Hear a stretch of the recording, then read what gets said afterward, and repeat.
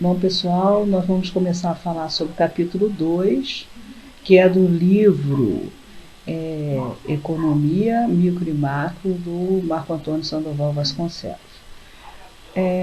O livro trata sobre equilíbrio de mercado, a demanda, a oferta, né, suas inter-relações e o equilíbrio de mercado, como que se dá.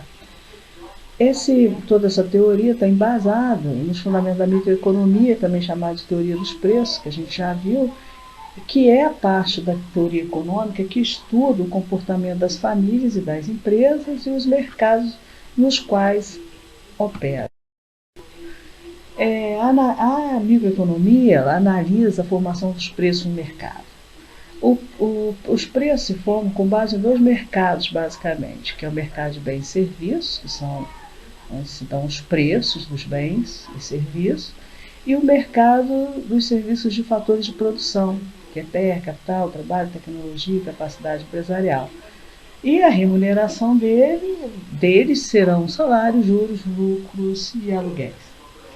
A microeconomia não tem seu foco específico na empresa, mas no mercado no qual as empresas e os consumidores interagem, então é para fora da empresa. E analisando os fatores econômicos que vão determinar o comportamento do consumidor e o comportamento da empresa.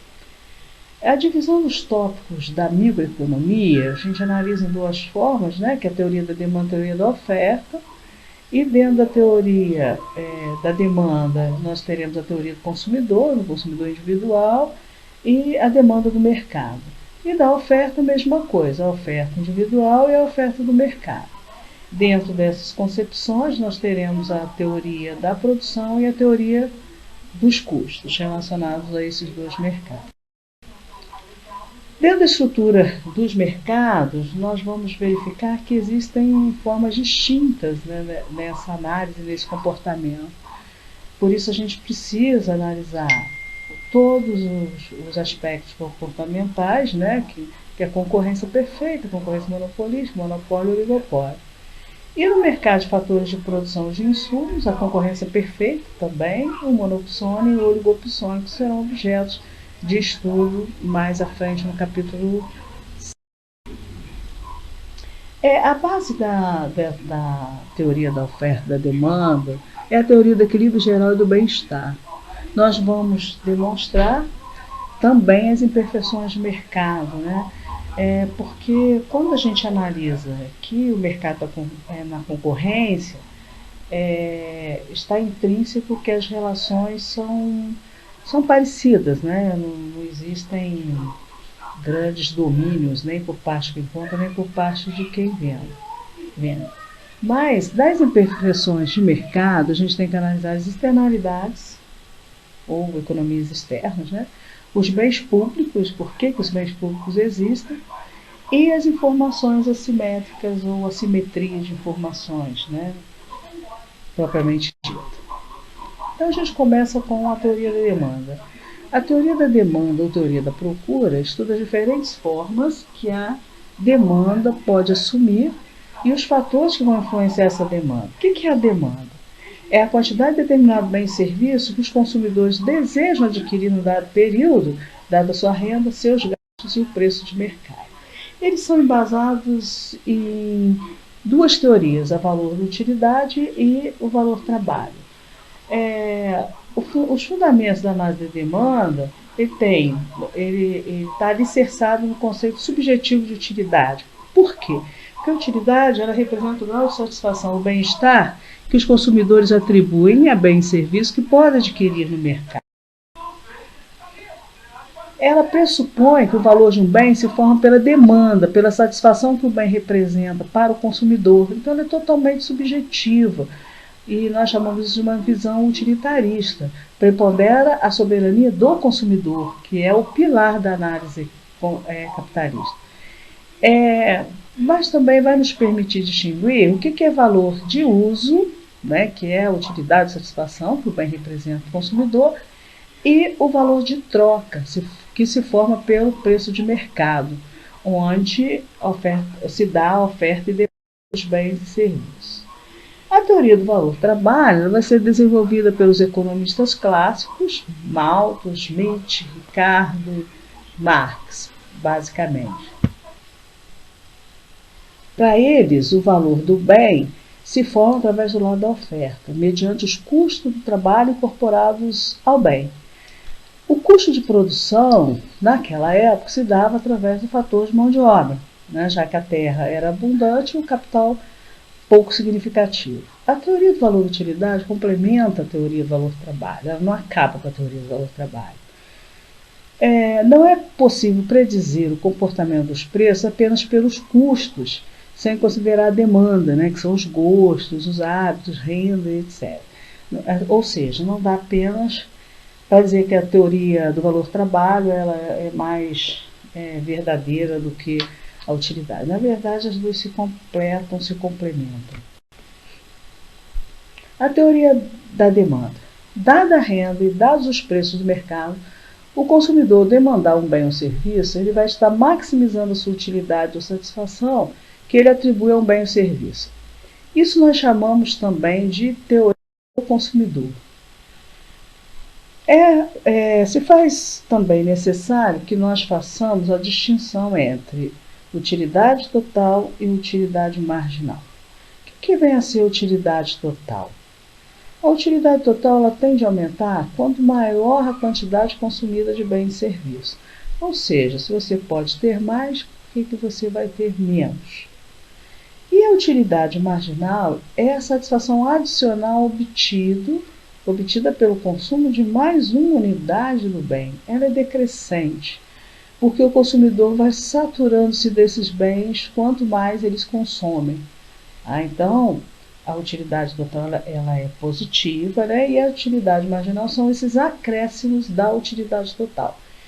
Por isso que ela vai ser negativa nesse sentido, porque a utilidade do consumo do bem, primeiramente, dá ao consumidor uma satisfação muito maior do que a segunda. Isso nós vamos chamar de lei de utilidade marginal decrescente, que ele é dado pela seguinte fração. A utilidade marginal ela é obtida pela variação da utilidade total dividido pela variação da quantidade.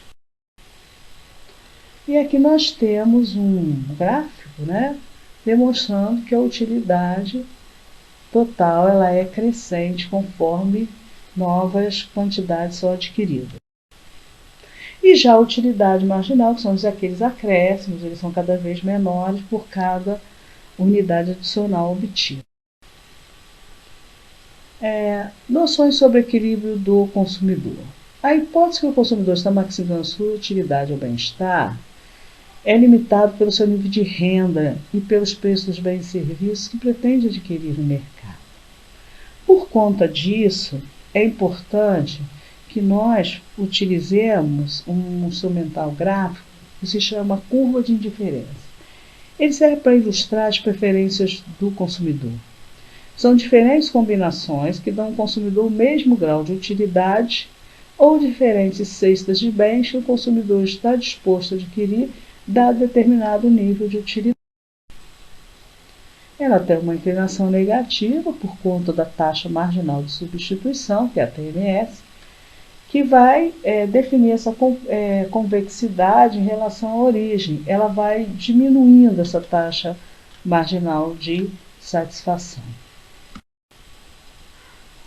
E aqui nós temos um mapa de indiferença, né, que são formadas por várias curvas de indiferença, aqui atribuída ao consumo de batatas ou de carne, e conforme o preço de um ou outro vai aumentando, o consumidor pode começar a fazer uma combinação que dê a ele o mesmo grau de satisfação, adquirindo quantidades diferentes de batata e de carne conforme sua utilidade, que são essas curvas, né, de o 0, o 1 e o 2. É óbvio que a gente não pode considerar hipótese alguma coisa que chama restrição orçamentária, né? ou seja, que é o montante da renda disponível do consumidor em dado período de tempo. Ela limita as possibilidades de consumo, condicionando o consumidor quanto ele deve gastar. Dá a ele o conjunto possível de bens e serviços que ele poderá adquirir dado uma renda disponível. Então aqui a gente tem a quantidade de batata e carne e a renda, a restrição orçamentária, que é o limite de renda. E o equilíbrio do consumidor vai se dar quando você tiver uma quantidade de batata e de carne que, dentro da sua restrição orçamentária, vai dar a ele uma utilidade máxima, que será considerado o equilíbrio do consumidor. Bom, é óbvio que as coisas mudam, né? Se a renda melhora, os preços baixam, essas utilidades elas vão ficando cada vez maiores, né? Ou representado através da curva, né? De uma forma mais alta, né?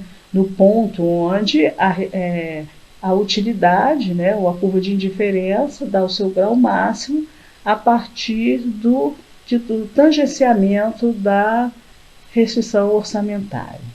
Bom, vamos agora às variáveis que afetam a demanda. A gente sabe que quando a gente ganha mais ou ganha menos, nós vamos consumir mais ou consumir menos de acordo com essa variável, a flutuação dessa questão, que é a nossa renda. Então, aqui nós vamos listar alguns resumos dessas variáveis que vão afetar a nossa renda. Uma é a riqueza e sua distribuição, a renda e a sua distribuição. Sim, porque não adianta ter uma renda alta, por exemplo, o país tem uma renda alta, mas se ela é mal distribuída, né? Se a grande maioria dos potenciais consumidores tiverem renda baixa, isso vai influenciar na sua capacidade de consumo. Preço dos outros bens, fatores climáticos e sazonais, propaganda, hábitos, gostos e preferências, expectativas sobre o futuro, facilidade de crédito, a disponibilidade de crédito, está mais acessível ou não, taxas de juros e prazo, também são fatores preponderantes. Nós temos uma função demanda de uma forma bem resumida, que a quantidade demandada ela é função do preço do bem, do preço dos bens substitutos, que são outros bens, do preço dos bens complementares, que também são outros bens, da renda e do gosto ou preferência. Outras variáveis, como a localização dos consumidores, influência de fatores sazonais, também podem influenciar. Relação entre os bens substitutos e complementares também é fundamental. E relação entre a demanda de um bem e a renda do consumidor vai caracterizar um bem como normal, um bem como inferior, bens de consumo saciado ou bens neutros. Questão. Outro fator bastante importante é o paradoxo de Giffen. O paradoxo de Giffen constitui uma exceção à curva de demanda, porque, na verdade, ainda que os preços baixem, não existe um aumento na demanda, porque se constitui um bem que já está saturado, né? Que as pessoas já não querem mais comprar daquele bem. Então, não adianta o preço baixar, que o demandante não vai consumir mais. Por isso, se constitui um paradoxo, né, um contraditório. Por isso que a curva de demanda dele é positiva, está em exceção à demanda. Geralmente, a curva de oferta, ela se desloca da seguinte forma, né? Por exemplo, se há um aumento de uma melhoria na tecnologia, né, nós vamos ter um deslocamento na curva de oferta inicial, uma curva de oferta para a direita, né, por conta de que o produtor vai poder produzir mais por um preço mais acessível. E, obviamente, como a gente fala do excedente do consumidor, a gente também tem que falar do excedente do produtor, que é o ganho em bem-estar pelo fato do produtor receber no mercado um preço maior do que aquele mínimo que viabilizaria a produção. Então, ele tem assim, um lucro extraordinário, um lucro acima do que ele poderia constituir. Só que isso, nós consideramos isso como excedente do produtor. O equilíbrio de mercado, ele se dá quando existe um preço, que vai ser o preço de equilíbrio, uma quantidade de equilíbrio, que vai dar tanto ao produtor quanto ao consumidor uma quantidade, um preço que seja satisfatório para eles ali. Então é onde a oferta e a demanda, as curvas de oferta e demanda se cruzam, estabelecendo um ponto de equilíbrio no mercado que tende a permanecer através de uma quantidade de um preço de equilíbrio determinado por eles.